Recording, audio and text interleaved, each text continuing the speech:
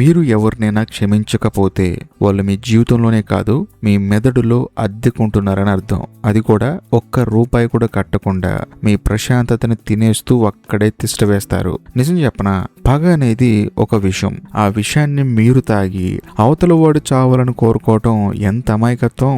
మనం మన జీవితంలో ఎదురయ్యే మనుషుల వల్ల, వాళ్ళు చేసే మోసాల వల్ల ఒక రకమైన బాధని అనుభవిస్తాం. ఎవడో మిమ్మల్ని నమ్మించి గొంతు కోసేశాడు, ఇంకెవడో మీకు అవసరమైనప్పుడు హ్యాండ్ ఇచ్చాడు, లేకపోతే ఎవడో మీ గురించి అబద్ధాలు ప్రచారం చేశాడు. వెంటనే మీకేమనిపిస్తుంది? వాడిని నాశనం చేయాలి, వాడి మీద పగ తీర్చుకోవాలి. వాడిని చూసేటప్పుడల్లా మీ రక్తం మరిగిపోతుంది. ఇక్కడే అసలు సమస్య మొదలవుతుంది.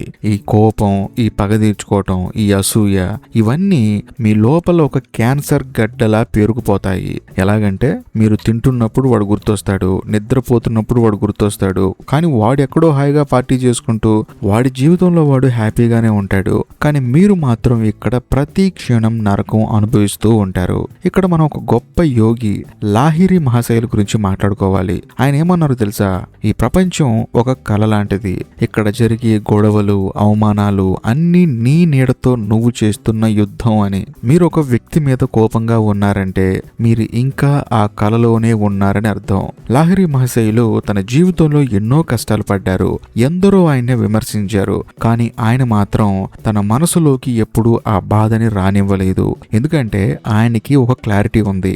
బయట జరిగే ఏదైనా సరే అది మీ లోపల ఉన్న ప్రశాంతతని తాకకూడదు. ఎందుకంటే మీ ప్రశాంతతకి మీరే బాధ్యులు, మీ పక్కనుండే వాళ్ళు కాదు కదా. మీరు పగని లోపల దాచుకుంటే మీరు ఆత్మీయంగా ఎదగడం అనేది అప్పటికప్పుడే ఆగిపోతుంది. ఒక ఎయిర్ బెలూన్ పైకి ఎగరాలంటే దానికి ఉన్న బరువు వదిలేయాలి. మీ కోపమే ఆ బరువు. దాన్ని పట్టుకొని మీరు ఆకాశానికి ఎలా వెళ్తారు? నిజం చెప్పనా, ఈ సమస్య అంతా ఎందుకు వస్తుందో తెలుసా? మీకు అంచనాలు ఎక్కువ. మీరు ఒకడికి హెల్ప్ చేశారంటే వాడి తిరిగి మీకు ఏదో చేస్తాడని మీరు ముందే ఒక సినిమా స్క్రిప్ట్ రాసేసుకుంటారు. తీరా వాడు మీకు అవసరమైనప్పుడు ఫోన్ లిఫ్ట్ చేయడు, అప్పుడు మీకు కోపం వస్తుంది. కానీ ప్రాబ్లం వాడిది కాదు, మీది. ఎందుకంటే మీరు వాడికి మామూలుగా సహాయం చేయలేదు. మీ మనసులో ఒక బిజినెస్ అనే ఆస్పెక్ట్ పెట్టుకొని వాడికి మీరు హెల్ప్ చేశారు. అది ఎలాగంటే, నేను నీకు ఇది ఇస్తున్నాను, నువ్వు నాకు అది ఇవ్వాలి అని చెప్పేసి ఒక బిజినెస్ ని మైండ్ లో పెట్టుకుంటారు. ఆ బిజినెస్ ఫెయిల్ అవగానే మీకు వాడి మీద కోపం వచ్చేస్తుంది. మనం అంటూ ఉంటాం, వాడు నన్ను మోసం చేశాడు అని. వాడి నిన్ను ఒకసారి మోసం చేస్తే అది తలుచుకొని ప్రతిసారి నువ్వు ఏడుస్తున్నావు చూసావు, అది నిన్ను నువ్వు మోసం చేసుకోవడం లాంటిది. నువ్వు నీ మైండ్ ని ఒక చెత్త కుండీలా మార్చేసుకుంటున్నావు. ఫర్ ఎగ్జాంపుల్, దారిలో వెళ్తుంటే ఎవడో నీ మీద బురద చల్లాడు.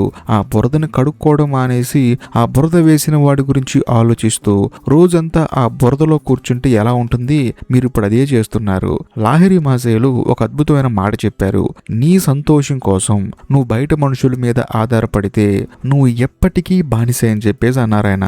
అంటే పలానా మనిషి నా పక్కనుంటే ఆనందంగా ఉంటాను, పలానా పని చేస్తే నేను హ్యాపీగా ఉంటాను, లేకపోతే నేను బాధపడతాను అని చెప్పేసి మనకి మనం రిస్ట్రిక్షన్స్ పెట్టుకోవడం అనేది మన చేతగానితనం. నిజం చెప్పాలంటే మన బానిసతనం. లాహిరి మహాశయులు గారు పెళ్లి చేసుకున్న తర్వాత ఒక గృహస్థుడుగా ఉంటూనే యోగాన్ని ప్రపంచానికి పరిచయం చేశాడు.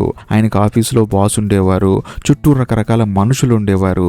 కానీ ఆయన అవాస్తవికమైన ఆశలు ఎవరి మీద పెట్టుకోలేదు. ఆయన ఏమనేవారు తెలుసా? ప్రతి మనిషి తన సొంత కర్మ ఫలాన్ని అనుభవిస్తున్నాడు.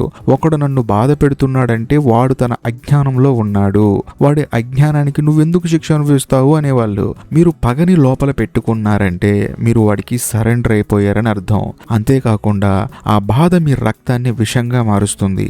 మీరు ఎవరి మీదైతే కోపంగా ఉన్నారో వాడు మీ మెదడులో కూర్చొని మీ ప్రశాంతతని తినేస్తాడు. అంతేకాకుండా మీ కొత్త ఐడియాలకి, క్రియేటివిటీకి చోటు అనేది వాడు ఇవ్వడు. కాబట్టి ఎవడి మీద కోపం పెంచుకొని వాడిని మీ మనసులో పెట్టుకోమాకండి. సరే, ఇదంతా బాగానే ఉంది, ప్రతి ఒక్కడు చెప్తాడు అవతల వాడి మీద కోపడొద్దని చెప్పేసి.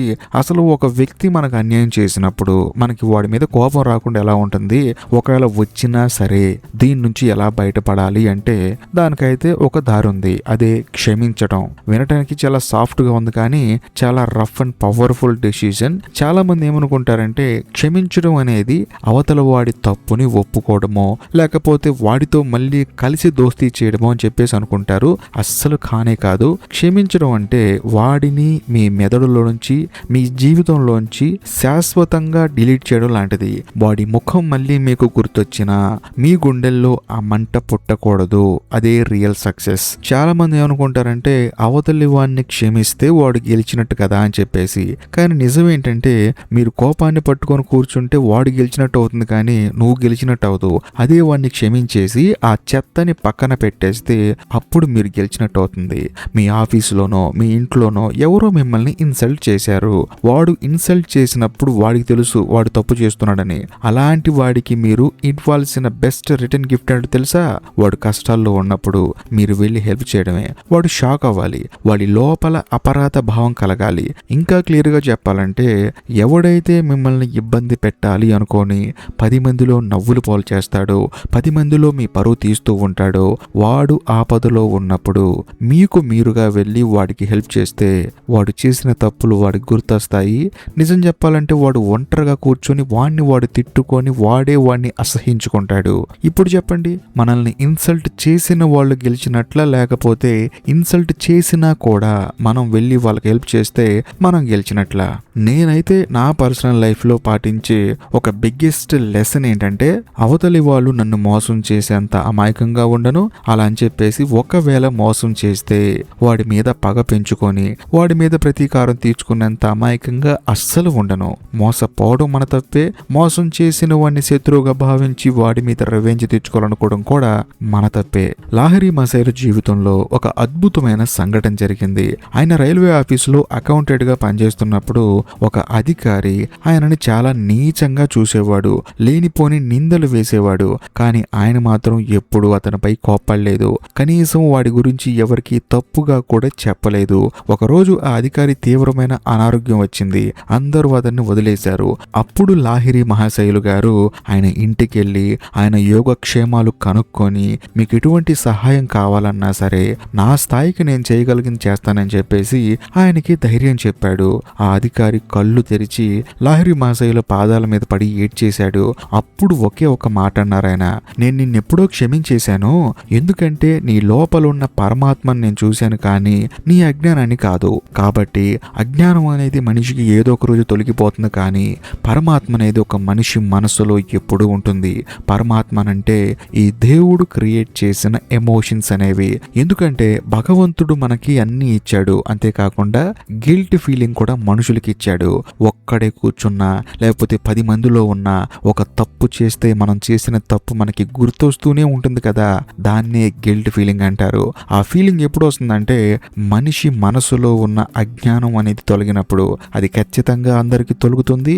ఖచ్చితంగా తప్పు చేసిన వాడు నేను తప్పు చేశానని చెప్పేసి బాధపడతాడు. అది ఆయన చెప్పిందనమాట. క్షమించడం అనేది మన మనసులో కలిగే ఫీలింగ్ కాదు, అదొక కాన్షియస్ డిసిజన్. మీరు రోజువారీ పూజలోనో లేదా ధ్యానంలోనో ఉదయాన్నే ఒక పని చేయండి. కళ్ళు మూసుకొని నాకు తెలుసో తెలియకో ఎవరైనా నాకు ద్రోహం చేసి ఉంటే వాళ్ళందరినీ నేను మనస్ఫూర్తిగా క్షమిస్తున్నాను అని చెప్పేసి గట్టిగా అనుకోండి. మీ మైండ్ ఎంత లైట్ గా అయిపోతుందో మీకే తెలుస్తుంది. గతాన్ని పట్టుకొని వేలాడకండి. మురికి కాలువని ఎంత కడిగితే అంత వాసన వస్తుందే తప్ప అది క్లీన్ అవ్వదు. సో గతం కూడా ఒక మురికి కాలువ లాంటిదే. మీరు మార్చాలన్నా సరే అది మారదు. సరే, ఇప్పుడు అసలు పాయింట్కి వద్దాం. ఈ చెత్త అంతా క్లీన్ చేశాక మరి మీ జీవితాన్ని ఎలా మార్చుకోవాలి? ముందు ఆ సున్నితత్వం అనే ముసుగు తీసి అవతల పారేయండి. ఈ రోజుల్లో జనం ఎలా తయారారంటే పక్కనోడు కాస్త ప్రశాంతంగా బతికితే చాలు వీళ్ళు తట్టుకోలేకపోతున్నారు, అలా తయారయ్యారు. అందులోనూ వాడు నన్ను ఇలా చూశాడు, వీడు నా మెసేజ్కి రిప్లై ఇవ్వలేదు, నన్ను చూసి కూడా చూడనట్టు వెళ్ళిపోయాడు, ఇలాగా రకరకాల కారణాలు చెప్పుకొని కనిపించిన ప్రతి ఒక్కరిని శత్రువు చేసుకునే పనుల్లో మనుషులు చాలా బిజీగా ఉన్నారు. కాబట్టి మీ ఆనందానికి మీరే బాధ్యత వహించండి. ఎవరో వచ్చి మిమ్మల్ని సంతోష పెట్టాలని ఆశించటం ఆపేయండి. వాడు మిమ్మల్ని పొగిడితే గాల్లో తేలిపోవడం, తిడితే మళ్ళీ మీరు వాడిని తిట్టడం, ఈ రెండు బానిసత్వాలే. మీ లోపల ఒక స్ట్రాంగ్ కోర్ ఉండాలి. బయట తుఫాన్ వచ్చినా లోపల ప్రశాంతంగా ఉండాలి. అది ఉన్నప్పుడే మీరు ఈ ప్రపంచంలో మనుగడ సాధించగలరు. ఒకడు పొగిడిన వెంటనే పొంగిపోవటం, తిట్టిన వెంటనే వాడిని మీరు శత్రువు చేసుకోవటం, ఇలాంటివి ఆపేయండి. ముఖ్యంగా లాహిరి మసైల్ చెప్పినట్టు క్రమం తప్పకుండా ధ్యానం చేయండి. ధ్యానం అంటే ఏదో మంత్రాలు చదవటం కాదు, మీ మైండ్లో ఉన్న అనవసరమైన ఫైల్స్ని డిలీట్ చేయడం. అవన్నీ డిలీట్ చేస్తేనే మీకు కొత్త ప్రపంచం కనిపిస్తుంది. వాడు నాకు శత్రువు, వీడు నాకు శత్రువు, వీడితో నేను మాట్లాడను, వాడు నా వాడు, ఇలాగా మీరు లెక్కలు వేసుకుంటూ కూర్చుంటేనే శత్రువులు అనేవాళ్ళు మిత్రులు అవుతారు, మిత్రులు అనేవాళ్ళు శత్రువులు అవుతూనే ఉంటారు. కాబట్టి ఇవేమీ లేకుండా మీ మనసును క్లియర్గా ప్రతి ఒక్క మనిషిని మనిషిలా ట్రీట్ చేయడం మొదలు పెడితే మిమ్మల్ని ఇబ్బంది పెట్టినా సరే దాన్ని పట్టించుకోమాకండి. ఒకవేళ మిమ్మల్ని మోసం చేస్తున్నాడా, మీరు మోసపోకుండా జాగ్రత్తగా ఉండండి. ఒకవేళ మోసం చేసేసాడా, క్షమించి మీరు ఇంకోసారి మోసపోకుండా ఉండండి. ఒక మనిషి పుట్టిన దగ్గర నుంచి చనిపోయేంత వరకు ప్రశాంతంగా ఉండాలంటే ఈ సూత్రాన్ని పాటిస్తే చాలు. గుర్తుంచుకోండి, క్షమించడం అంటే మీరు బలహీనులని కాదు, మీరు చాలా బలవంతులని అర్థం. సింహం ఎప్పుడు కుక్కల అరుపులకి రియాక్ట్ అవ్వదు. మీరు సింహంలా బ్రతకండి. ఆ కుక్కలకి మీరిచ్చే అతి పెద్ద పనిష్మెంట్ ఏంటో తెలుసా? వాళ్ళని పూర్తిగా మర్చిపోయి మీరు మీ లైఫ్ లో సక్సెస్ అయ్యి టాప్ లో కూర్చోవడమే. అది చూసి వాళ్ళు లోపల కుళ్ళి చావాలి. అదే రియల్ రివెంజ్. అలా అని చెప్పేసి వాళ్ళని మీరు శత్రువులుగా యాక్సెప్ట్ చేయకండి. ఎందుకంటే లేనిపోని తలకాయ నొప్పిని మీ మనసుకి ఇవ్వమాకండి. ఇక్కడ మీకు ఎవరు శత్రువులు లేరు, మీ మాట వినని మీ మనసు తప్ప. ఈ వీడియో కనుక మీకు నచ్చినట్లయితే ఖచ్చితంగా లైక్ చేయండి, షేర్ చేయండి. ఈ వీడియోపై మీ అభిప్రాయాన్ని మాత్రం ఖచ్చితంగా కామెంట్ చేయండి. మీ కామెంట్ కోసం వెయిట్ చేస్తూ ఉంటాను. అంతేకాకుండా ఇప్పటికీ మీరు మన ఛానల్ని సబ్స్క్రైబ్ చేసుకోకపోతే దయచేసి సబ్స్క్రైబ్ చేసి బెల్ ఐకాన్ ప్రెస్ చేయండి. బాయ్.